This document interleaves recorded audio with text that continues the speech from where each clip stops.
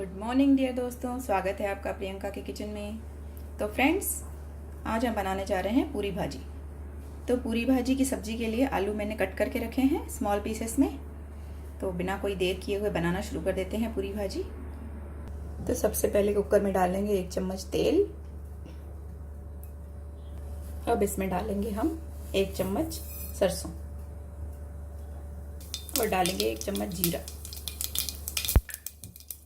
जीरे और सरसों को थोड़ा सा चटकने देंगे और अब इसमें डाल देंगे आलू।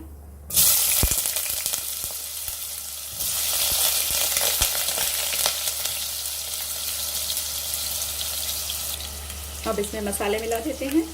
नमक, लाल मिर्च पाउडर, हल्दी पाउडर और धनिया पाउडर।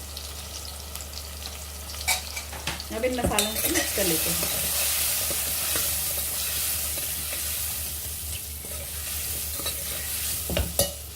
कुछ सेकंड तक इसे भून लेते हैं।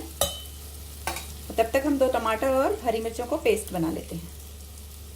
तो हम टमाटर का पेस्ट बना लिया है मैंने। अब इसमें ऐड कर देंगे हम टमाटर और इसे चला लेंगे।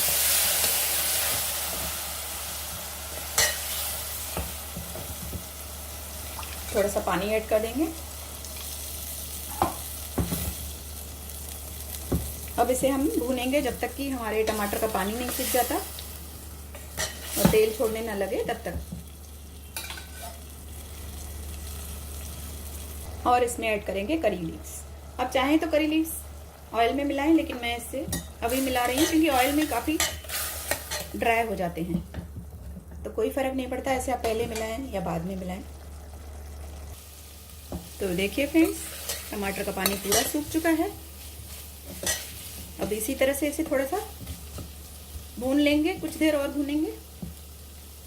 और जैसे ही पानी सूखता है इसमें आप थोड़ा सा पानी मिलाइए, एकदम थोड़ा सा पानी मिलाएंगे।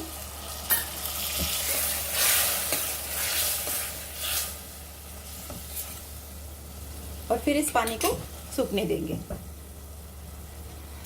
तो फ्रेंड्स, सब्जी हमारी अच्छे से भुन चुकी है। इसे मैंने 1 बार और पानी डाला था इसमें। इसी तरह से आपको 1-2 बार थोड़ा सा पानी डालकर भून लेना है आलूओं को अच्छे से, ताकि हमारे मसाले, टमाटर, आलू अच्छे से भुन जाए। बस अब हम इसमें ग्रेवी का पानी डाल देंगे।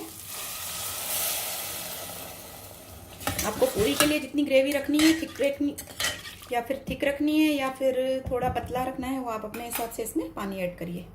थोड़ा सा पानी और मिलाऊंगी। बस अब इसका नमक मिर्च चेक कर लेंगे एक बार। बस इसमें से थोड़ा सा नमक मैंने ऐड किया है। अब इसे हम प्रेशर कुक करेंगे। बस अगर आपके आलू थोड़े से भुनने में गल जाएं तो इसे 1 सीटी लगाइए, नहीं तो 2 सीटी तक इसे कुक करेंगे। उसके बाद मैं आपको दिखाती हूँ। तो फ्रेंड्स, 2 सीटी हो चुकी है। इसे मैंने खोल दिया है। आप देख सकते हैं सब्जी हमारी तैयार है। आलू भी हमारे अच्छे से गल चुके हैं।